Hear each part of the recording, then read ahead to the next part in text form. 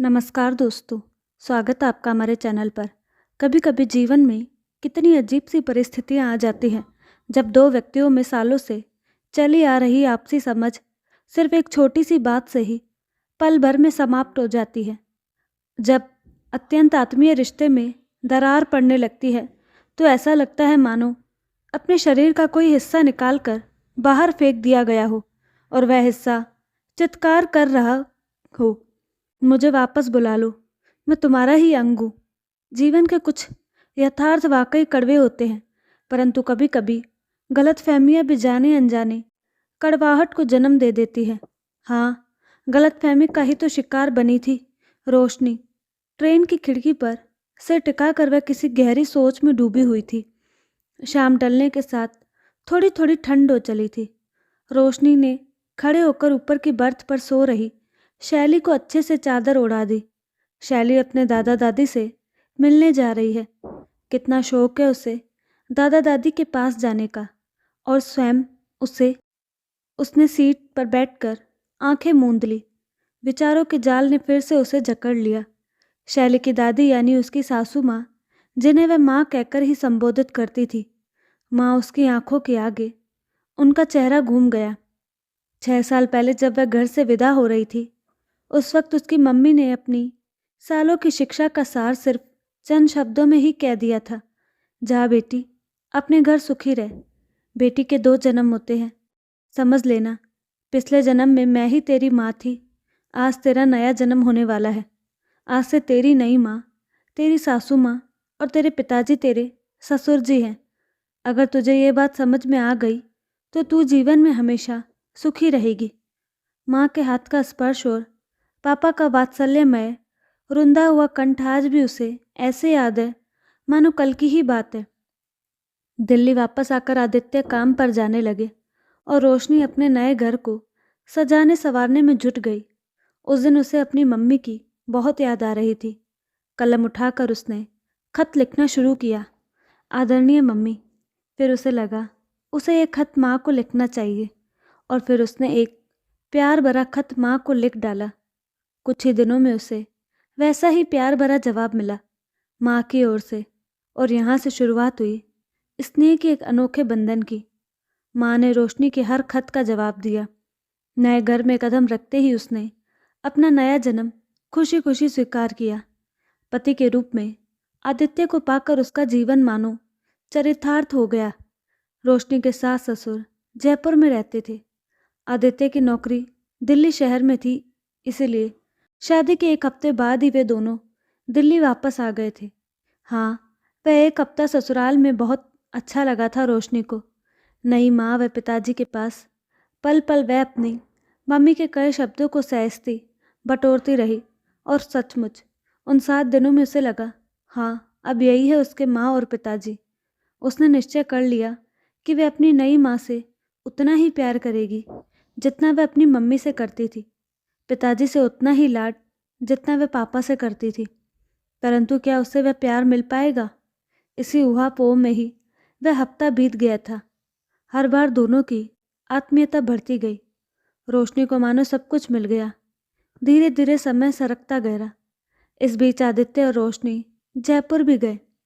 कुछ दिनों तक साथ रहकर रोशनी को माँ का स्वभाव बहुत अच्छा लगा। इसने वह ममता का भंडार बिल्कुल वैसा ही जैसा उसने चाहा था। माँ ने उसे घर में हंसने बोलने और कोई भी बात कहने की पूरी पूरी स्वतंत्रता दी, उतनी ही जितनी इस घर में आदित्य की बहन रचना को मिली हुई थी। उन्होंने रोशनी को भी कभी भी यह एहसास नहीं होने दिया कि वे सास है और रोशनी बहू। फिर आया वह समय जो हर स्त्री के जीवन का बहुत ही महत्वपूर्ण समय होता है, जब रोशनी के पैर भारी हुए। माँ व मम्मी दोनों ने ही रोशनी को अपने पास बुलाना चाहा, लेकिन रोशनी माँ के पास चली गई थी। फिर उसकी बेटी शैली हुई। शैली नाम माँ ने ही रखा था। उसे भी बहुत पसंद आया था। माँ ने खुद जी जान से रोशनी की सेवा की। तब उसे माँ व मम्मी का चेहरा बहुत कुछ मिलता जुलता लगा था। पिताजी ने भी अपनी ओर से कोई कसर नहीं छोड़ी थी। अपनी ओर से वह स्वयं उसे पौष्टिक पकवान बनाकर खिलाते रहते थे। सूजी की खीर व धुली मूंग की दाल, उसे आज भी याद है। माँ रिश्तेदारों के बीच रोशनी के प्रशंसा के पुल बांधते नहीं थकती थी। रोशनी बहुत समझदार है। ये तो मेरी दूसरी बेटी है, बिल्कुल रचना जैसी अजीज है मुझे। भगवान करे सबको ऐसी ही बहू मिले। शैली को लेकर रोशनी 1 महीने के बाद वापस चली गई।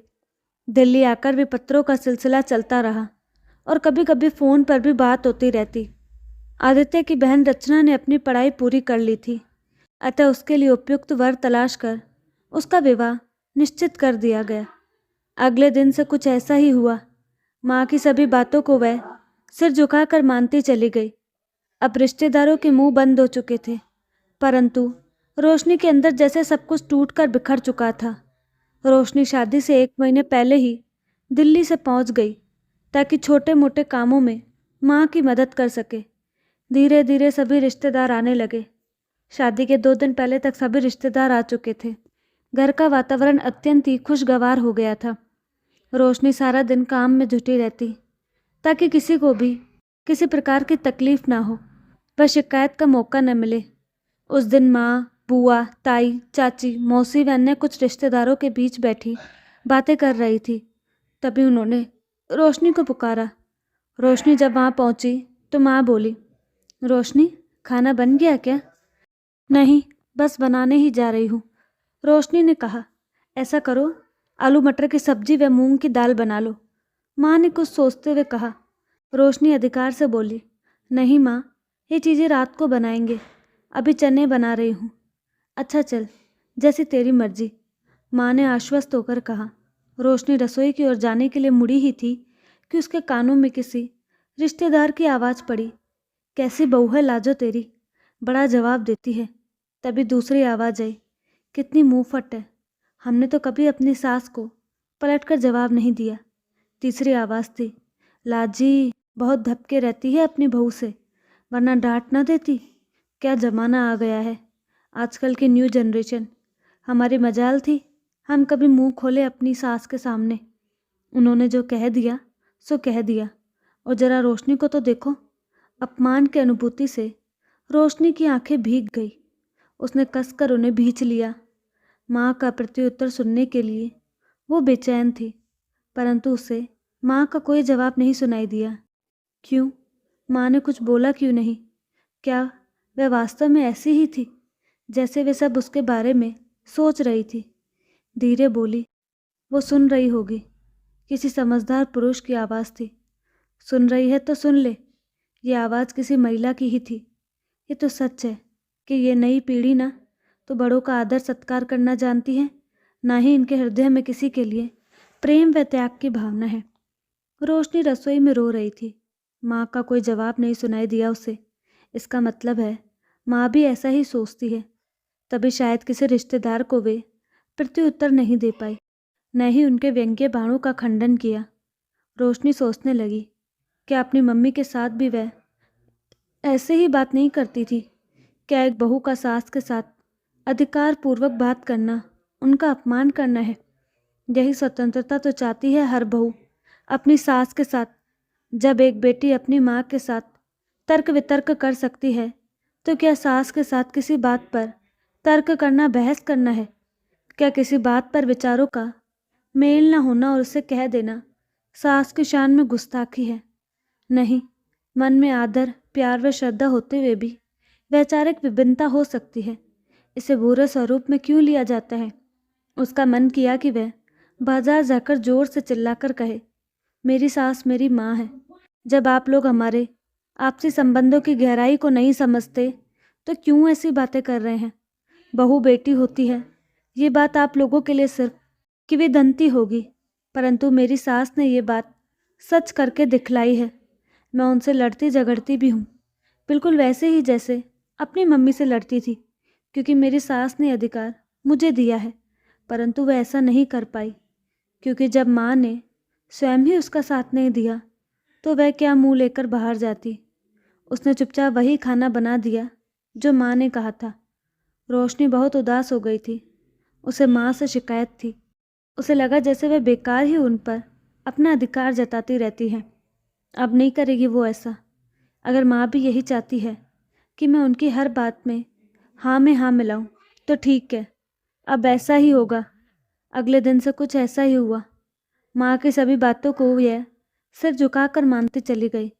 अब रिश्तेदारों के मुंह बंद हो चुके थे, परंतु रोशनी के अंदर जैसे सब कुछ टूटकर बिखर चुका था। माँ शादी के कामों में इतनी व्यस्त व तनावग्रस्त थी कि वे रोशनी की ओर ध्यान ही नहीं दे पाई, और ये बात उसके संदेह को विश्वास में बदलने में कारगर सिद्ध हुई। उसे विश्वास हो गया कि माँ उससे ऐसे ही व्यवहार की अपेक्षा रखती है। शादी खुशी खुशी संपन्न हो गई और फिर रोशनी दिल्ली आ गई। साथ में ले आई मन में एक भारी बोझ, जैसे उसकी खुशियों का गरोंदा अचानक ही टूट गया हो। दिल्ली आकर उसने माँ को एक पत्र भी नहीं डाला, न ही फ़ोन किया। कुछ दिनों बाद माँ का फ़ोन आया था और उन्होंने पूछा था, रोशनी नाराज़ हो क्या? नहीं तो, उसने हंसकर कहा था, परंतु रिसीवर नीचे रखने के बाद वह फूट फूट कर रो पड़ी थी। नाराज़ी तो थी वह माँ से, क्यों वे रिश्तेदारों का मुंह बंद नहीं कर पाई थी। अब वह कभी एक बेटी की तरह उनसे बात नहीं करेगी, एक बहू की तरह सिर्फ सिर झुकाकर उनके आदेश का पालन करेगी। जब उसकी भावनाओं को कोई नहीं समझता तो वह माँ बेटी जैसे संबंधों के स्वप्न देख रही है। इसी तरह दिन बीतते गए। रोशनी कभी कभी माँ को याद करके उदास हो जाती। आदित्य जब उसकी उदासी का कारण पूछता तो वह टाल जाती, परंतु एक दिन जब उससे रहा नहीं गया तो वह आदित्य के कंधे से लगकर फूट फूट कर रो पड़ी। आदित्य ने हैरानी से पूछा, अरे क्या हुआ, बताओ तो सही। ऐसा कौन सा दुख है तुम्हें जो इतने दिनों से तुम मुझसे भी नहीं कह पा रही हो?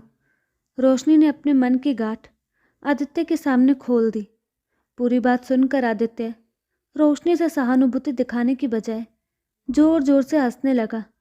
रोशनी मूर्खों के समान अवाक होकर उसका मुंह देखती रह गई। जो बात उसके लिए इतनी अहम व गंभीर थी, आदित्य उस बात को इतना हल्का समझकर उसका मजाक उड़ा रहा है। आप हंस क्यों रहे हैं? रोशनी ने हैरान होकर पूछा। आदित्य उसकी ओर देखकर बोला, इसलिए कि तुम पागल हो। मैं पागल हूँ? क्यों? मैंने ऐसा क्या कहा? रोशनी, तुम्हें बहुत बड़ी गलतफहमी हो गई है माँ के बारे में। जिस दिन और जिन रिश्तेदारों की बात तुम कर रही हो, उस दिन मैं भी वहीं पर था। जैसे ही तुम अंदर गई थी, उसी वक्त रचना के ससुराल से कुछ लोग हमारे घर आ गए थे, इसलिए मुझे व माँ को दूसरे कमरे में जाना पड़ा था। माँ ने या मैंने वे सब बातें सुनी ही नहीं थी। हाँ, बाद में रचना से ये सब पता लगा था तो माँ ने उन रिश्तेदारों से काफ़ी देर तक जवाब तलब किया था।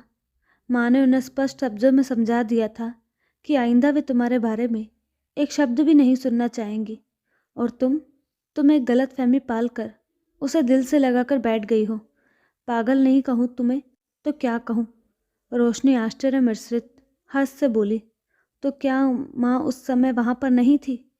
बिल्कुल नहीं। अगर वे वहाँ पर होती तो किसी का मुंह न खुलता। मेरी बात पर यकीन न हो तो रचना से पूछ लेना, आदित्य बोला। और मैं इतने दिनों से माँ को ही गलत समझ रही थी। ओह, कितनी बड़ी गलतफहमी हो गई मुझे उनके बारे में। रोशनी की पश्चाताप हो रहा था। उसी दिन रोशनी को माँ का एक पत्र मिला। प्रिय बेटी रोशनी, आशीर्वाद।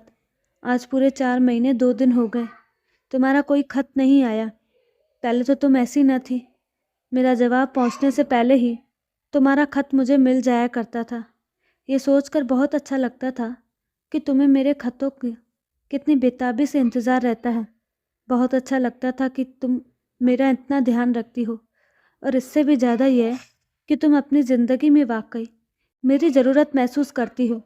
लेकिन इतने दिनों से तुमने कुछ लिखा क्यों नहीं?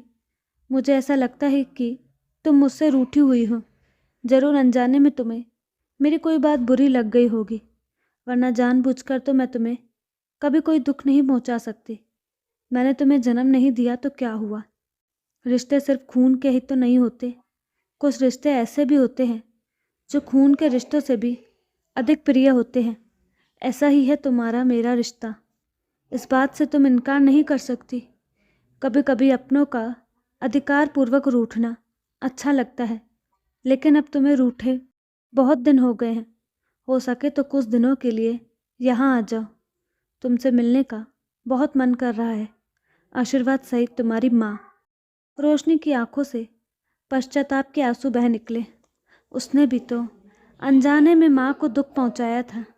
अब वह उनसे मिलने जरूर जाएगी। कल का टिकट निकलवा लूँ जयपुर का? आदित्य ने शरारत से पूछा। हाँ, मैं अटैची तैयार करवाती हूँ, रोशनी ने खिलखिलाकर कहा। साड़ी का पल्लू खोजती हुई वह अपनी अटैची में सामान जमाने के लिए उठ खड़ी हुई। हवा के एक तेज झोंके से रोशनी के विचारों का सिलसिला थम गया। वह मुस्कुरा दी। हवा का थपेड़ा उसे बहुत अच्छा लगा, क्योंकि उसमें माँ और उसके रिश्ते की सुगंध जो थी। तो दोस्तों, आपको कहानी कैसी लगी अपनी राय कमेंट बॉक्स में ज़रूर दें, और साथ ही हमारे चैनल को लाइक शेयर सब्सक्राइब करना ना भूलें। धन्यवाद।